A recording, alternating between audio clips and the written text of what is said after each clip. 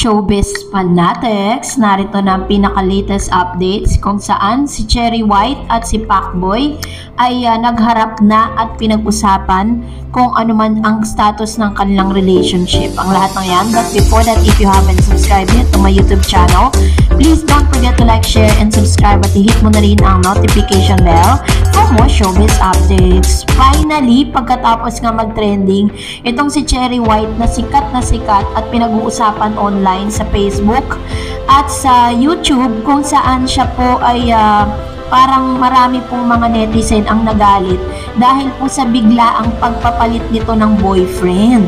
So, sa isang video ngayong araw na ipinost niya sa kanyang official Facebook page, ay finally, nagkaroon na po ng closure at tinapos na nga ni Mr. Pacboy, Asian Pacboy, at ni Cherry White ang kanilang hindi pagkakaunawaan. According po sa video, sinabi po ni Cherry White na wala daw di umano itong si Pacboy sa mga oras na kailangan niya ito. May pagkakataon pala na itong si Cherry White ay na-hospitalize at kailangan niya po si Pacboy sa mga oras na yun. Pero si Pacboy po kasi, meron po silang mga bagay na sinisikreto na ayaw nilang malaman ng publiko dahil masisira ito, no? Maaaring masira ang imahe ni Pacboy na bagay na ayaw ni Cherry White.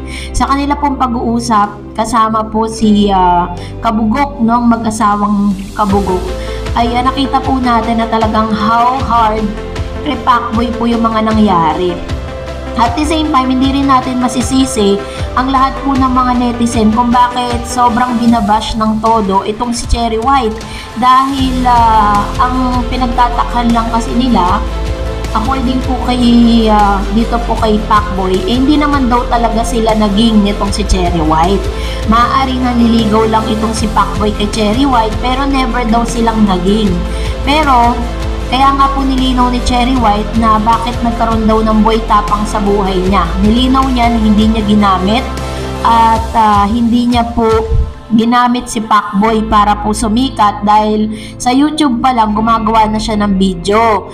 At sinubukan lang nila na mag-collab nitong si Pacboy at ito po ay parang pumatok sa masa kaya nagtuloy-tuloy. Pero according to Cherry White, marami na rin po or pasaway daw di umano itong si Pacboy.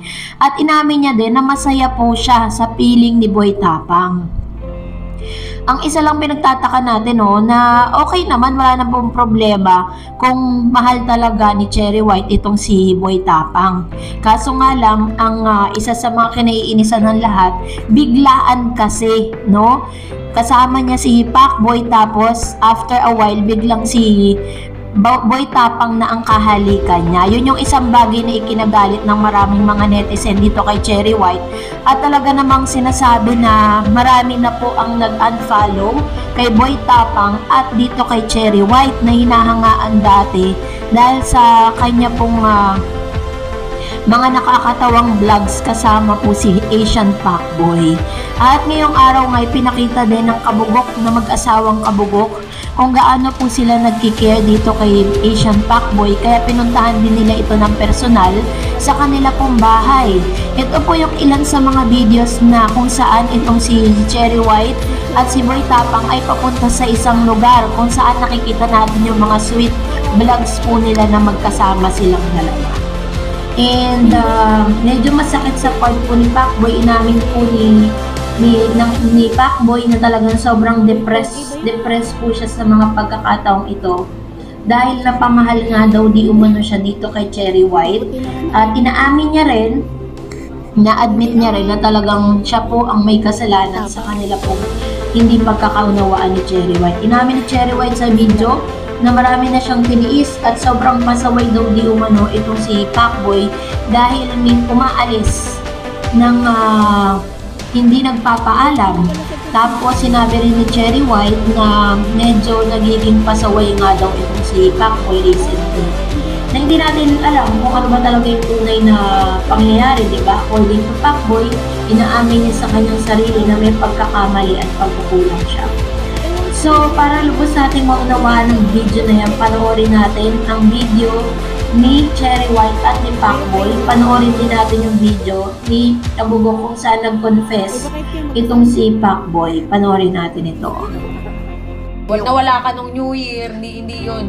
Teka lang Okay, yung mga nangyari noon na sobrang stress na ako, na-stress na talaga ako na hindi ko na nakayanan, hindi na nakayanan ng mental health ko talaga na lagi ako na hospital, di ba? Yung time na yon, yun na yung nagkaka-problema kami ni Pacboy na. Actually, mahal namin ng isa't isa. Pero walang kami. Kumbaga ayaw lang namin pangunahan yung panahon siguro. So parang tingin namin nagkakapaan pa kami ng ugali. Tingin ko may naantay siya na gawin ko para mapulpil siya na sige, okay na to. Bati naman kami. Saan ako bahala sa page mo? Yung Asian Pacboy Worldwide 0.5 mo na yan. Susuportahan tayo ng mga kabulong natin yan. Gulat niya ako, nag 100k na ako. Ayun. Mag-upload ka pa rin. Kaya nga bumalik ka sa amin. Tutulungan ka namin. Kapag okay na ulit yung page mo, alis ka na ulit. Hindi ko pag okay na yung page mo. Hindi naman hindi ka naman namin kukulong dun. Kumbaga, kailangan mo ng tulong. Dapat pag tinulungan ka namin, tulungan mo rin yung sarili mo. Alam ba, tuwan-tuwa ako sa'yo nung nandutong ka kay Cherry White kasi nakikita ko na independent ka na. Nakakapulgat ka ng gamit. Nakapagpunta ka ng mga gamit. Dating walang-wala tayo. O, diba? Di ba, natatandaan mo nun, nasa St. Box tayo, sa parking tayo natutulog. Bumibili lang tayo ng mga leeg ng manok. Naiyak ako, naiyak ako sa'yo. Yan yun, ayusin ko na yung sarili ko. Alam ko, ang Asian Pacboy, malakas yan. Matatag. Kain talaga naging problema sa akin. Kahit yung mga pinsan ko kayo, mahirap ako. Hindi ko alam ano kakain, wala naman talaga ako mag-gana. Basta kung ano man yun namamagitan sa dalawa, Cherry White saka Boy Tapang. Oo, tanggapin na naman. Maging masaya na lang tayo kasi marami pa naman babaeng darating dyan. Eh, saka, deserve naman siguro ni Cherry White maging masaya. Kasi si Cherry White, sa totoo lang, nakakausap namin dati nung wala pang Boy Tapang yan. Susumbong nga sa amin yan. Kaya alam ko yung mga kalunga mong Pacboy. Talagang pinanindigan yung pagiging isang Pacboy. Hindi naman ako ng babae. Pero hindi naman ata masisisi kasi pogi ikaw eh. Pogi din ako. Ibig sabihin, Pacboy. Kapal ng mukha talaga ng mga pisa na. Ibig sabihin, Pacboy din yung Pacboy ka rin pala. O, hindi na pa ako mabait na yan. Nagbago Mga buhay kabugo, na yan. supportahan pa rin natin si Asian Pacboy Worldwide 0.5. Ba't ba kasi 0.5? Ay, kasi nga wala akong maisip eh. Dahil ibahin mo na lang. Asian broken heart. Wala ko, imbis na ayos na eh. Tagal na wala ni Pacboy pero pangit mo pa din Pacboy. Grabe ko. Doon ka, ganun pa rin amoy mo eh. Alam mo ba't namimiss kita? Kasi pagkatabi kita, lalo akong pupogi. And that's it for today. For more videos and updates, please don't forget to like and subscribe. And please don't forget to follow my Facebook page, Dar Eds TV. God bless everyone. See you on my next vlog.